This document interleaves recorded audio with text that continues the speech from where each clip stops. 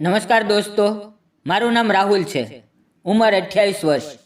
હું એક નાના ગામમાં રહેતો હતો, જ્યાં મારો અભ્યાસ 12મી સુધી થયો હતો. ગામમાં કોઈ કામ ધંધો નહોતો, એટલે હું હંમેશા કંઈક કરવાની તલાશમાં ભટકતો રહેતો. ત્યારે મારા એક ખાસ મિત્રએ કહ્યું કે શહેરમાં એક મોટા બંગલાના માલિકને ગાડીના ડ્રાઈવરની જરૂર છે. આ સાંભળીને મારી ખુશીનો પાર ન રહ્યો, કારણ કે મેં મારા મિત્રની 4 વ્હીલ કેટલી વખત ચલાવી હતી અને ગાડી ચલાવવાનો સારો અનુભવ હતો. મેં મા બાપને પૂછ્યું અને શહેર જઈને કામ કરવાનું નક્કી કર્યું. બીજા જ દિવસે હું અને મારો મિત્ર તેની 2 વ્હીલ પર બેસીને તે માલિકને મળવા શહેરમાં પહોંચ્યા. શહેરનો એ વિશાળ બંગલો જોઈને હું કેટલીક સ્તબ્ધ રહી ગયો. આટલું મોટું ઘર મેં ક્યારેય જોયું નહોતું. અમે ડોરબેલ વગાડી તો સામે એક અત્યંત સુંદર, સરળ અને સંસ્કારી યુવતી આવી. તેના વ્યક્તિત્વમાં એક અલગ જ નિખાર હતો, જાણે તે ઘરની શોભા વધારી રહી હોય. તેણે શાંત અવાજે પૂછ્યું, જી, કોનું કામ છે? મારા મિત્રએ કહ્યું, સાહેબને ગાડીના ડ્રાઈવરની જરૂર હતી ને, તે જ કામ માટે આવ્યા છીએ. તેણે આવું સ્મિત કરીને અમને અંદર બોલાવ્યા. થોડી જ વારમાં તેની પાછળથી એક સ્માર્ટ માણસ બહાર આવ્યો. મેં વિનમ્રતાથી પોતાનો પરિચય આપ્યો. મારું નામ રાહુલ છે, ગામડેથી આવ્યો છું.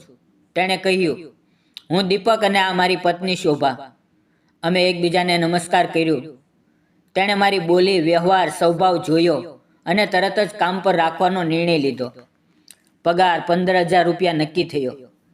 મેં કહ્યું કે કાલથી જોઈન કરીશ. શોભા મેડમે પ્રેમથી અમને ચા આપી અને અમે વિદાય લઈ લીધી. હવે હું મારા મિત્ર સાથે ભાડેના રૂમમાં રહેવા લાગ્યો અને બીજા જ દિવસથી મારું શહેરી જીવન શરૂ થયું. રોજ સવારે 9 વાગ્યે દીપક સાહેબને કંપનીમાં છોડવું અને પછી ગાડી પાર્ક કરીને રાહ જોવી. શરૂઆતમાં શહેર નવું હતું. રસ્તા, બજાર, કામકાજની રીત બધું સમજાતું નહોતું. પણ થોડા દિવસોમાં બધું ઠીક થઈ ગયું. સમય પસાર થતો ગયો અને તેમના ઘર અને મારી વચ્ચે એક અલગ જ સંબંધ બની ગયો. સાહેબ ક્યારેક મને ઘરે લઈ જતા, જમાડતા, પરિવારના સભ્ય જેવો વ્યવહાર કરતા. શોભા મેડમ પણ હંમેશા પ્રેમથી વાત કરતી, પાણી આપતી, ચા આપતી, મારી તબિયત પૂછતી. તેમના ઘરમાં કામ કરતા મને ક્યારેય નોકર જેવું ન લાગ્યું, બલકે લાગતું કે હું તેમના પરિવારનો જ ભાગ છું. ઘરના નાના મોટા કામો હું દિલથી કરતો. જીવન શાંત ચાલતું હતું. પણ એક દિવસ જીવને કરવટ લીધી, જેની મેં કલ્પના પણ નહોતી કરી. એ દિવસે હું અને દીપક સાહેબ એક મોટી મીટિંગ માટે બીજા શહેરમાં ગયા હતા. મીટિંગ લાંબી ચાલી અને રાત થઈ ગઈ. પાછા ફરતા રસ્તે ઘેરું અંધારું, સડક ઊની, હવા ઠંડી અને ગાડીની સ્પીડ થોડી વધુ. હું સાવધાનીથી ચલાવતો હતો. એક મોટા 4 રસ્તા પાસે સ્પીડ ઘટાડી, કારણ કે ત્યાં હંમેશા ટ્રાફિક હોય છે. ત્યાં જ બાજુની સડકમાંથી એક ઝડપી ટેમ્પો આવ્યો. તેનો ડ્રાઈવર નિયંત્રણ ખોઈ બેઠો હતો. તેણે આગળ 2-3 ગાડીઓને ટક્કર મારી અને પછી બેકાબુ ટેમ્પો અમારી તરફ વધ્યો. પાછળથી પણ વાહનો આવતા હતા. વળવાની જગ્યા નહોતી. એક જ પળમાં બધું અસ્પષ્ટ થઈ ગયું. અંદર ડરનો ભયાનક સૈલાબ ઉભર્યો અને આગલી ક્ષણે ટેમ્પો અમારી કાર સાથે એટલી જોરદાર ટક્કર મારી કે જાણે આખું વિશ્વ હલી ગયું. મારું શરીર હવામાં ધક્કા ખાતું ઉછળવું અને પછી ગાઢ અંધારું. મને ફક્ત એટલું જ યાદ છે કે મારો હાથ અસહ્ય દુખાવાથી બળતો હતો. હું દુખાવાથી ચીસો પાડતો હતો અને આસપાસ લોકોની ચીખો, પુકાર, ભાગદોડ સંભળાતી હતી. કોઈ ગાડી ખોલવાનો પ્રયાસ કરતા, કોઈ સીચ પાડતા, એમ્બ્યુલન્સ બોલાવો. માહોલ ભયાનક બની ગયો. થોડી વારમાં એમ્બ્યુલન્સ આવી. અમને સ્ટ્રેચર પર મૂકીને હોસ્પિટલ લઈ જવામાં આવ્યા. પણ દીપક સાહેબ પૂરેપૂરા બેહોશ હતા. તેમનો ચહેરો સફેદ, હોઠ સુકાયેલા અને શરીરમાં કોઈ હિલચાલ નહોતી. આ જોઈને મારું દિલ બેસી ગયું. હાથ કાપવા લાગ્યા. હોસ્પિટલ પહોંચીને મને બીજા વોર્ડમાં લઈ જવામાં આવ્યો. ડૉક્ટરે કહ્યું કે હાથમાં ફ્રેક્ચર અને પગમાં ઊંડી ઈજા છે. પણ મારા મનમાં ફક્ત એક જ પ્રશ્ન ઘૂમતો હતો, દીપક સાહેબ કેવા છે? હું ડૉક્ટરને લગભગ રડતા રડતા બોલ્યો, ડૉક્ટર, મારી સાથે જે સાહેબ આવ્યા તેમની શું હાલત છે? ડૉક્ટરે શાંત પણ ભારે અવાજે કહ્યું, તમારી સાથે આવેલા સાહેબનું અવસાન થઈ ગયું છે. એક ક્ષણે મારી શ્વાસ જાણે થંભી ગઈ. દિલ પર કોઈએ ઊંડો પ્રહાર કર્યો હોય એવો દુખાવો થયો. આંખો સામે અંધારું ઘેરાઈ ગયું અને એક પવે લાગ્યું કે મારું જીવન પણ ત્યાં સમાપ્ત થઈ ગયું. મેં પોતાના દુખાવાને અવગણ્યો અને કોઈ રીતે લખડતા હોસ્પિટલની બહાર આવ્યો. ત્યાંની અફરાતફરીમાં મને શોભા મેડમ દેખાય. તેઓ ફૂટી ફૂટી કરીને રડતા હતા. આંખોમાં નિરાશા અને તેના મા બાપ તેને સંભાળવાનો પ્રયાસ કરતા હતા. તેમની નજર મારી તરફ ઉઠી. ત્યારે મને લાગ્યું કે તેઓ મને દોષ નથી આપતા, પણ તેમની આંખોમાં હજારો તૂટેલા પ્રશ્નો તરતા હતા. હું અપરાધી ભાવથી એટલો દબાઈ ગયો કે શ્વાસ લેવો પણ મુશ્કેલ થઈ ગયો. પછી દીપક સાહેબનું શબ ઘરે લાવવામાં આવ્યું. આગલા દિવસે અંતિમ સંસ્કાર થયો અને એ દિવસ તે પૂરા પરિવાર માટે કાળો દિવસ બની ગયો. પણ હું પોતાને કોઈ રીતે માફ ન કરી શક્યો.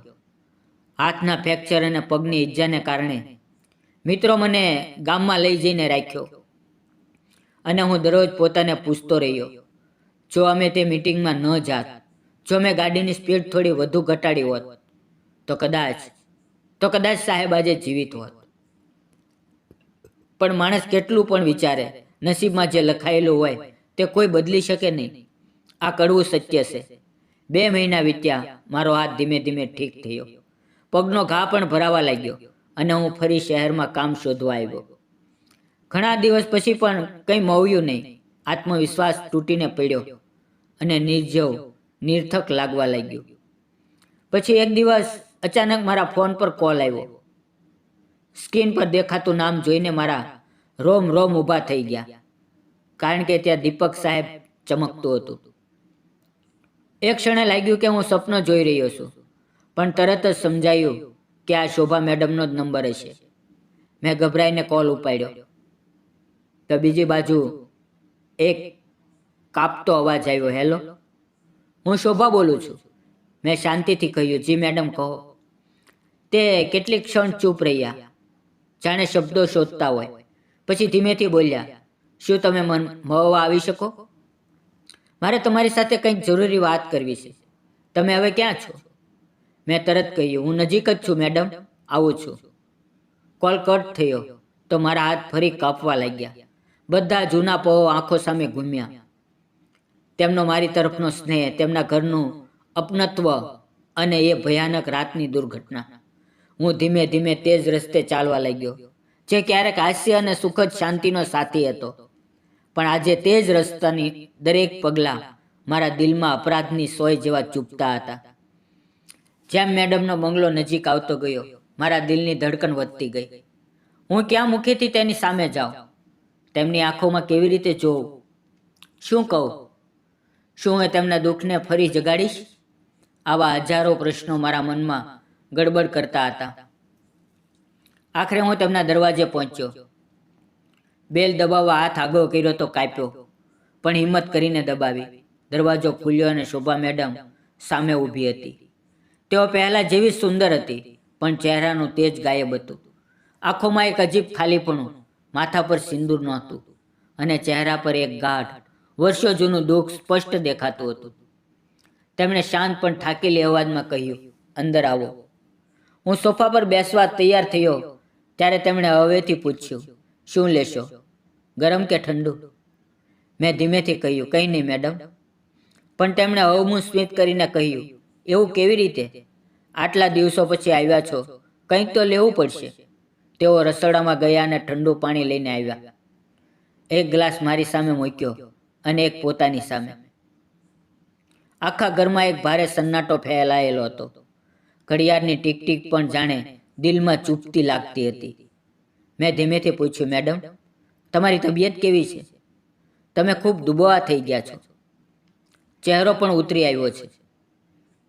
તેમની આંખોમાં હવે ભીનાશ આવી ગઈ અને તૂટેલા અવાજમાં બોલ્યા, હા, પતિના જવાથી મન કોઈ વસ્તુમાં નથી લાગતું. ક્યારેક તો જીવવાની ઈચ્છા પણ નથી થતી. કેટલાક દિવસ મા બાપુ પાસે રહી, તેમણે સહારો આપ્યો, પણ માણસ કેટલા દિવસ સુધી કોઈનો બોજ બની શકે? અને હું જો રોજ તેમની સામે દુઃખ લઈને બેસી રહું તો તેઓ પણ બેચેન થઈ જાય. એટલે હું પાછી શહેર આવી. હવે સાસરિયામાં જ રહું છું. 2 મહિના પહેલાં મેં એક નાનકડી કપડાની ફેક્ટરી શરૂ કરી છે, મારી પોતાની. હવે ધીમે ધીમે ઠીક ચાલી રહી છે. 10-11 કામદારો છે. ઓર્ડર પણ આવવા લાગ્યા છે. આ સાંભળીને મારા ચહેરા પર સાચી ખુશી આવી અને હું દિલથી બોલ્યો, વાહ મેડમ, આ તો ખૂબ સારી વાત છે. સાચે જ ખૂબ ખૂબ અભિનંદન. તેઓ કેટલાક મહિના પછી હળવું સ્મિત કર્યા અને બોલ્યા, થેન્ક યુ. કેટલીક ક્ષણો પછી તેઓ બોલ્યા, અસલમાં મારે તમારી પાસેથી એક કામ હતું. મેં તરત વિનમ્રતાથી પૂછ્યું, કહો મેડમ. તેઓ કેટલીક સેકન્ડ મારી આંખોમાં જોઈ રહ્યા. તેમની નજરમાં આશા, થોડી ઝીઝક અને અંદરથી એક ગાઢ એકલતા ઝળકતી હતી. પછી ધીમા પણ સ્પષ્ટ અવાજે પૂછ્યું, તમે હવે ક્યાં કામ કરો છો? મેં સાચું કહ્યું, હજુ ક્યાંય કામ નથી મળ્યું મેડમ. માલિકના એક્સિડન્ટ પછી કેટલાક દિવસ ગામમાં જતો, પણ ત્યાં મન ન લાગ્યું. દરેક પળે એ ભયાનક રાત મારા મગજમાં ઘૂમતી રહેતી. કેટલાક દિવસ પહેલાં જ શહેરમાં પાછો આવ્યો છું અને કામ શોધું છું, પણ હજુ સુધી નસીબે સાથ ન આપ્યો. મારી વાત સાંભળીને શોભા મેડમની આંખોમાં એક ચમક દેખાય. તે શાંત પણ વિશ્વાસથી ભરેલા અવાજે કહ્યું, ઠીક થયું, કારણ કે મને તમારા જેવા ગુણી, ઈમાનદાર અને વિશ્વાસુ ડ્રાઈવરની જરૂર છે.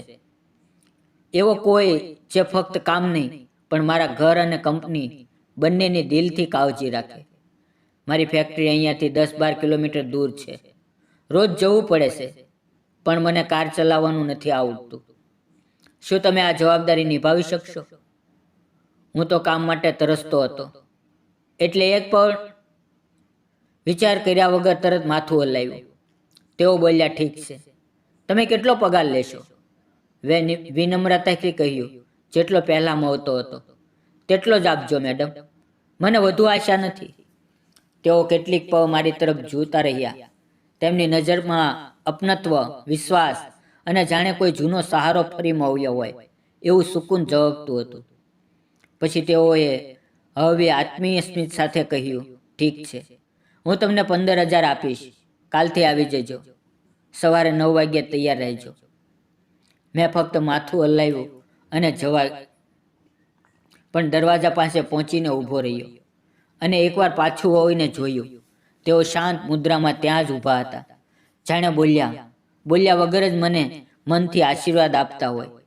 તે નજરમાં ના રાગ હતો, ના દૂરી, ફક્ત એક અપનત્વ હતું જેને શબ્દોમાં વાંચી શકાય નહીં. એ રાતે હું એટલો ખુશ હતો કે ઊંઘ આંખોમાંથી દૂર હતી. દિલમાં એક અજીબ હલચલ હતી, જાણે લાંબા સમય પછી કોઈએ મને વિશ્વાસ આપ્યો હોય, કોઈએ મને ફરી ઊભા થવાનો મોકો આપ્યો હોય. જાણે જીવને ફરી મારા ખંભા પર હાથ મૂકીને કહ્યું હોય, ઊભો થા, હું હજુ સમાપ્ત નથી થયો. સવારે વહેલા ઉઠ્યો, નાહ્યો, સ્વચ્છ કપડાં પહેર્યા. મારી 2 વ્હીલર જૂની હતી, ચાલે તો ખડખડ કરતી, પણ આજે તે અવાજ પણ સંગીત જેવી લાગતી હતી. હું મેડમના બંગલે પહોંચ્યો. બેલ વગાડી. દરવાજો ખુલ્યો તો એક પળે હું સ્તબ્ધ રહી ગયો. તેઓ હવે પણ અત્યંત આકર્ષક સાડી પહેરી હતી. ખુલ્લા વાળ, હળવો મેકઅપ, હોઠ પર ગુલાબી લિપસ્ટિક. તેઓ ઉગતા પૂર્ણ ચંદ્ર જેવી લાગતી હતી, જેની ચમક ખોવાઈ નથી, બલકે અંદર છુપાવી લેવાય છે. તેમણે મને જોઈને મલકાઈને પૂછ્યું, શું થયું? આવી રીતે કેમ જોઈ રહ્યા છો? મેં તરત સંભાળીને કહ્યું, કંઈ નહીં મેડમ. તેઓ અંદર ગયા, પર્સ ઉઠાવ્યો અને બોલ્યા, ચાલો નીકળીએ. મેં કાર સ્ટાર્ટ કરી. તેઓ પાછળની સીટ પર બેસ્યા અને ગાડી સડક પર આગળ વધવા લાગી. રીયર વ્યૂ મિરરમાં તેઓ દેખાતા હતા, શાંત, સ્થિર, પણ અંદરથી હજી તૂટેલા. તેમની આંખોમાં દુઃખના ધુમાડાની વચ્ચે પણ એક અજીબ તેજ હતું. પૂરા રસ્તે તેઓ મને રસ્તો સમજાવતા રહ્યા અને અમે તેમની મહેનતથી ઊભી કરેલી ફેક્ટરીએ પહોંચ્યા. તેમણે મને દરેક વિભાગ બતાવ્યો, દરેક જગ્યાએ તેમની મહેનત અને કાળજી સ્પષ્ટ દેખાતી હતી. તેમણે કામદારો સાથે મારો પરિચય કરાવ્યો. કામ સમજાવ્યા પછી હું બહાર બેઠો અને તેઓ પોતાના કેબિનમાં જઈને ઓર્ડર, ડિઝાઇન અને એકાઉન્ટ્સમાં વ્યસ્ત થઈ ગયા. દિવસભર જો તેમને કંઈ જોઈતું, ફાઇલ, પાણી, રિપોર્ટ, મશીનવાળાઓને બોલાવવું કે ક્યાં ડિલિવરી માટે જવું, તો તેઓ ધીમેથી મને કોલ કે મેસેજ કરતા અને હું તરત ઊભો થઈને કામ કરી દેતો.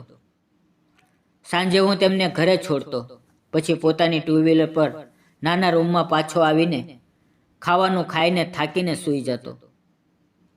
આ રીતે દિવસો પસાર થવા લાગ્યા. હું તેમની ઓફિસમાં લઈ જાઉં, દિવસભર તેમની જરૂરિયાતોની કાળજી રાખું, પછી તેમને ઘરે છોડું. આ દરેક નાના મોટા પળોમાં અમારી વચ્ચે એક અત્યંત સૂક્ષ્મ, ગાઢ અને બોલ્યા વગરનું બંધન બન્યું. અને આમ જ પહેલો મહિનો પૂરો થઈ ગયો. ખબર જ ન પડી. શનિવાર હતો, ઓફિસની છુટ્ટી. આજે મેડમને ક્યાંય લઈ જવાનું નહોતું. હું તેમને ઘરે છોડીને પોતાના રૂમમાં આવી ગયો. પણ રાત્રે અચાનક તેનો ફોન આવ્યો. તેઓ બોલ્યા, અરે, તમારો પગાર આપવાનું રહી ગયું, કાલ સવારે આવીને લઈ જજો. મેં કહ્યું, ઠીક છે મેડમ, હું સવારે આવી જઈશ. બીજે દિવસે હું સારી રીતે તૈયાર થઈને તેમના ઘરે ગયો. તેમણે દરવાજો ખોલ્યો અને સ્નેહ સાથે કહ્યું, આવો બેસો. તે રસોડામાં ગયા, ગરમ ચા લઈને આવ્યા. પછી પોતાના નાના પર્સમાંથી નોટોનું બંડલ કાઢ્યું, ગણીને મારા હાથ પર મૂક્યું. એક ક્ષણે તેમની કોમળ આંગળીઓ હળવો સ્પર્શ મારા હાથને અડ્યો.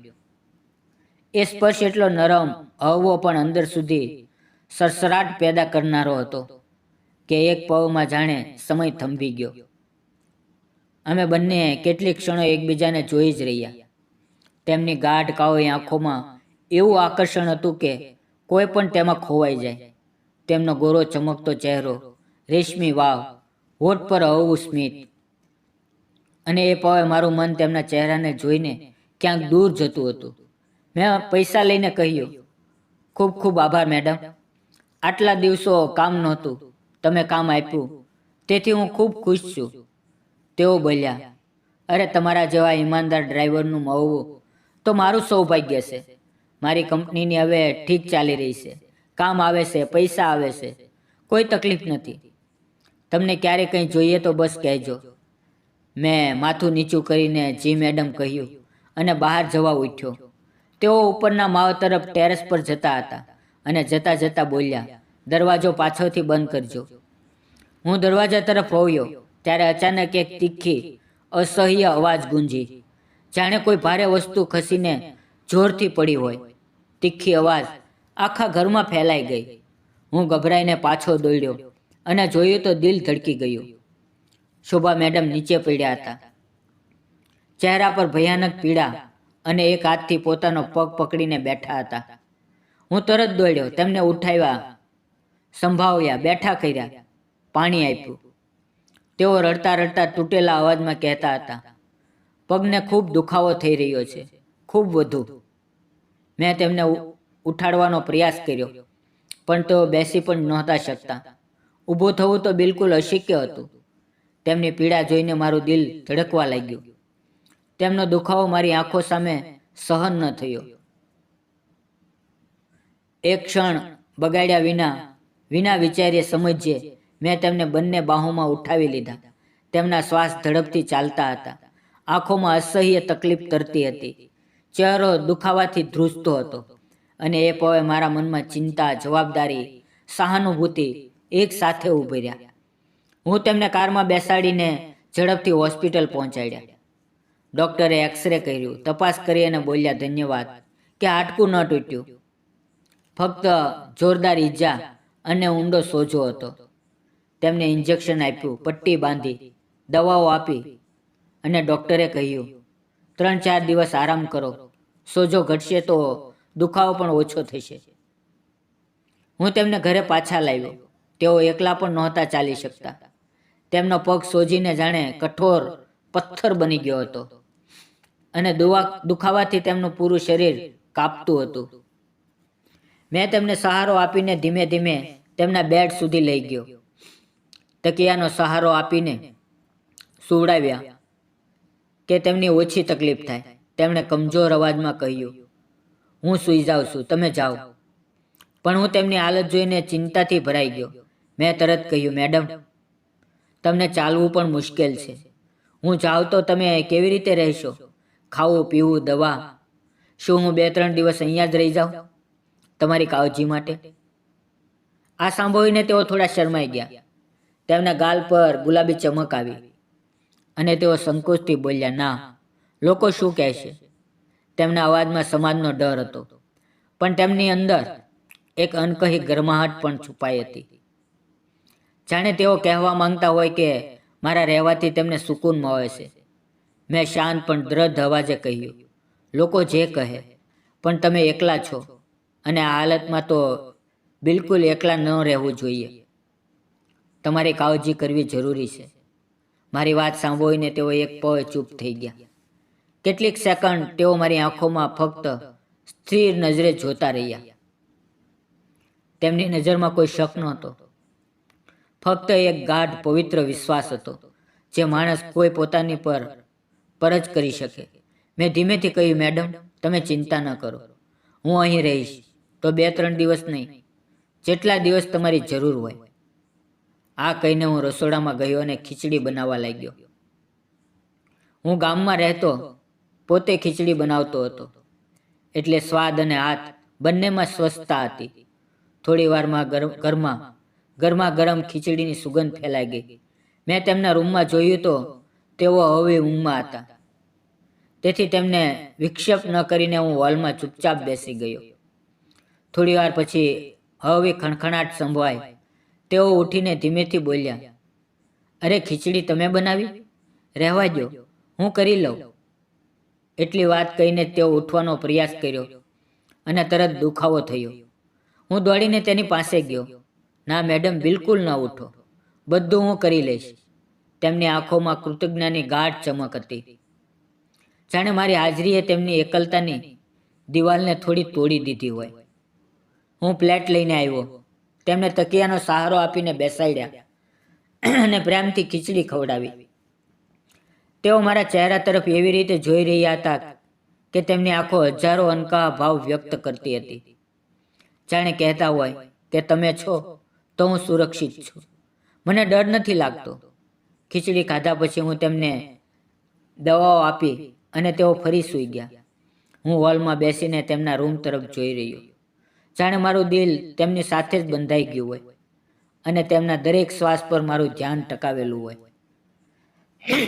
બપોરે તેઓ ઉઠ્યા અને અમે હળવી ફૂલકી વાતો કરતા રહ્યા. તેમના અવાજમાં દુખાવો હતો, પણ તેમાં મારી તરફની એક નરમ અપનત્વ પણ ઝળકતું હતું. અચાનક તેઓ ભાવુક થઈને બોલ્યા, સાચે જ, જો તમે ન હોત તો આજે મારું શું થયું હોત, ખબર જ નથી. તેમની આંખોમાં આંસુ આવી ગયા. વિના વિચાર્યે મેં તેમના આંસુ અંગૂઠાથી હળવા હાથે લૂછી દીધા. એ પળે અમારી વચ્ચેની દૂરી જાણે પીગળી ગઈ. હું મર્યાદાનું ધ્યાન રાખતો હતો, પણ તેમની આંખોમાં કોમળતા, વિશ્વાસ અને એક નરમ અનકહ્યું આકર્ષણ ઝળકતું હતું. સાંજે મેં ફરી ખીચડી બનાવી. અમે બંનેએ સાથે શાંતિથી ભોજન કર્યું અને તેમના પગના સોજો થોડો ઘટવા લાગ્યો. હું તે 2-3 દિવસ મેં તેમની દરેક જરૂરિયાતની કાળજી રાખી. ખીચડી બનાવવું, પાણી આપવું, દવા આપવું, તેમને બાથરૂમ સુધી સહારો આપીને લઈ જાઓ. અને દરેક દિવસે તેમની આંખોની નરમાશ, તેમનો વિશ્વાસ અને તેમની નજરમાં મારી તરફનો છુપાયેલો સ્નેહ વધુ ગાઢ થતો ગયો. તે નજરમાં એક મમતા હતી, એક સુરક્ષાની ભાવના અને ક્યાંક એક મધુર આકર્ષણ પણ. 3-4 દિવસમાં તેઓ નોંધપાત્ર રીતે ઠીક થઈ ગયા અને ફરી અમારી રોજિંદગી દિનચર્યા શરૂ થઈ. હું તેમને ઓફિસમાં લઈ જાઉં, ત્યાં રહું, સાંજે ઘરે છોડું અને પોતાના રૂમે પાછો આવું. પણ તે દિવસોમાં અમારા દિલમાં જે ભાવના જન્મવી હતી તે અંત નહોતો આવતો. એક અનહદ ખેંચાણ, એક મોડ અને એક દોર જેવું, જે સમાજને અનુમતિ નથી પણ દિલ વારંવાર સ્વીકારી લે છે. પણ એક દિવસ એ અનહદ ખેંચાણ એક એવો વાહક લઈ ગઈ હું પોતાના મનમાં તે લાગણીને દબાવવાનો પ્રયાસ કરતો રહ્યો, કારણ કે તેઓ મારી માલકીન હતા, વિધવા હતા, મોટા ઘરના હતા અને હું ફક્ત એક સામાન્ય ડ્રાઈવર.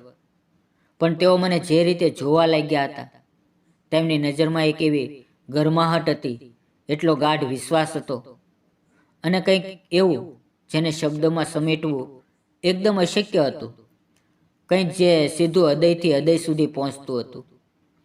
એક દિવસ કંપનીમાં કામ ખૂબ વધારે હતું અને અમે રાત્રે લગભગ 9 વાગ્યે ઘરે પહોંચ્યા.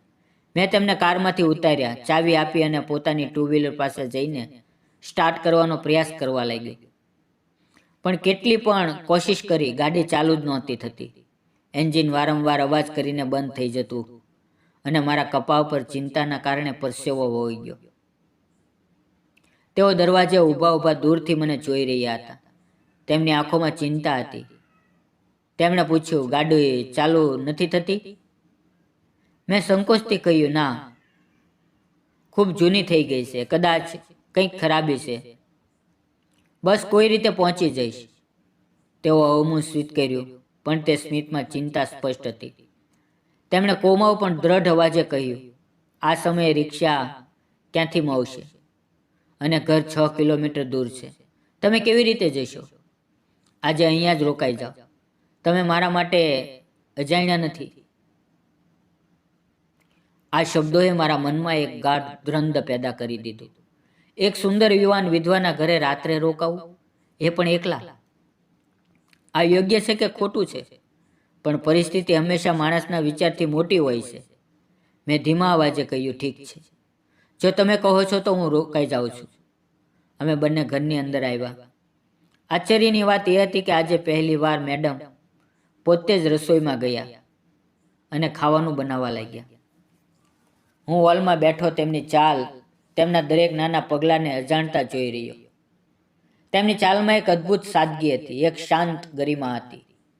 તેમના ચહેરા પર એક કોમળ પણ રહસ્યમય ચમક હતી, જાણે કોઈ દુઃખની પાછળ છુપાયેલી અનોખી સુંદરતા.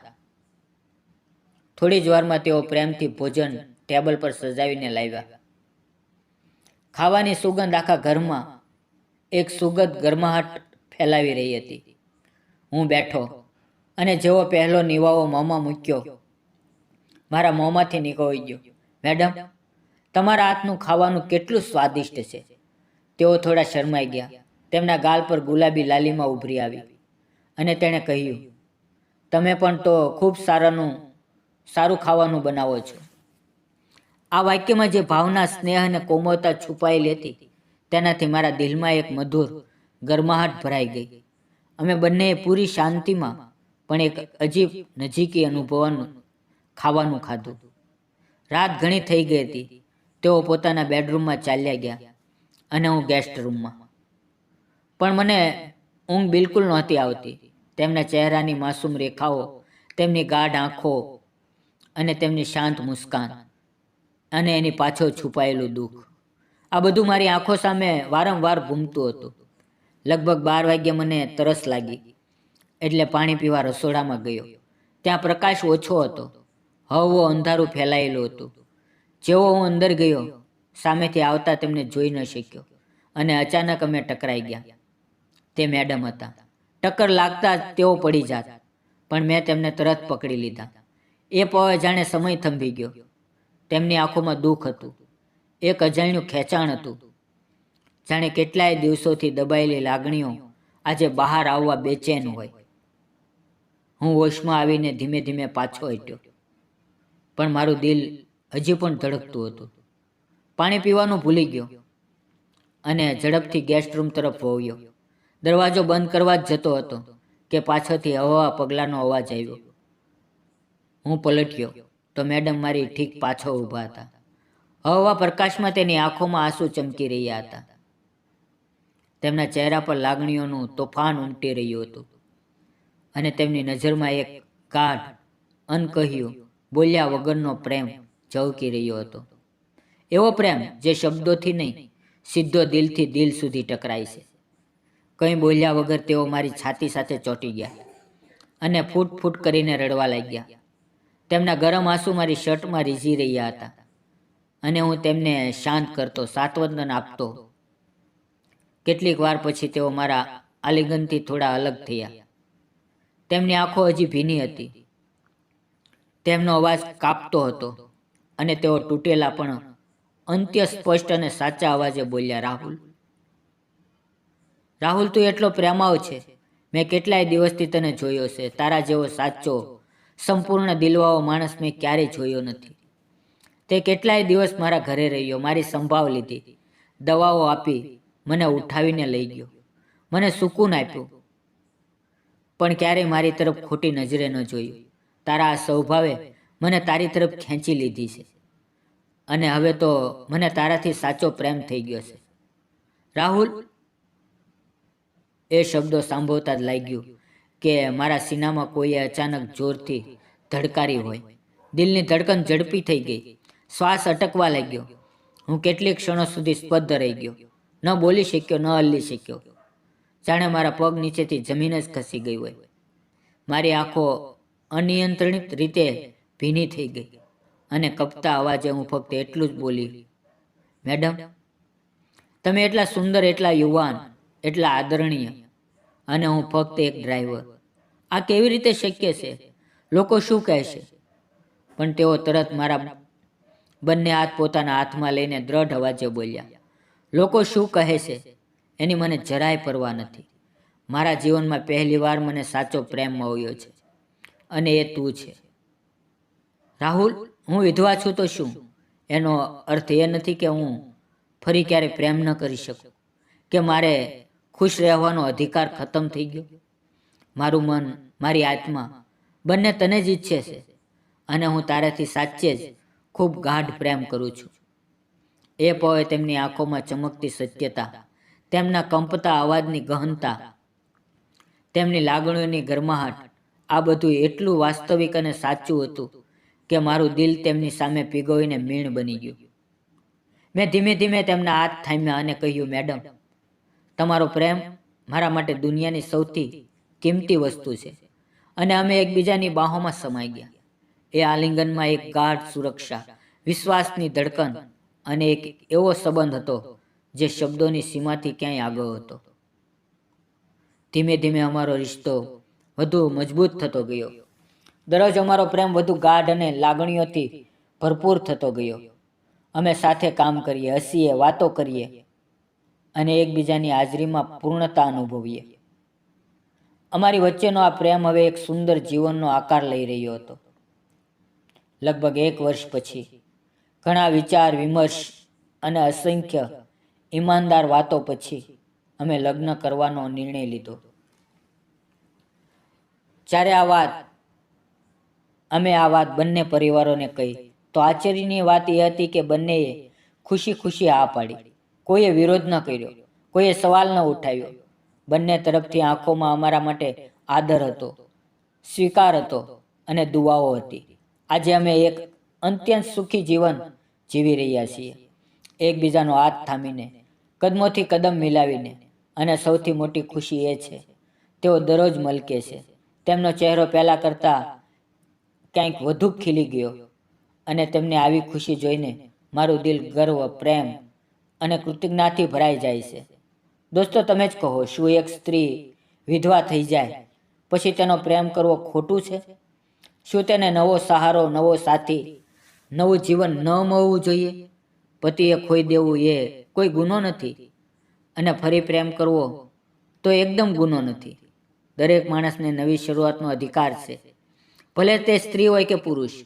સમાજને કોઈના જીવન પર પહેરો બેસાડવાનો હક નથી. તેને જીવવા દેવું જોઈએ, મુસ્કુરાવા દેવું જોઈએ અને પ્રેમ કરવા દેવું જોઈએ. દુનિયા બદલાય છે, પણ બદલવાની શરૂઆત આપણાથી જ થાય છે. જો તમને અમારી આ પ્રેમ કહાની પસંદ આવી હોય તો લાઈક કરજો, શેર કરજો અને ચેનલને સબસ્ક્રાઈબ કરી દેજો. આભાર મિત્રો, અને ખૂબ ખૂબ પ્રેમ. ફરી મળીએ એક નવી વાર્તામાં. જય શ્રી કૃષ્ણ.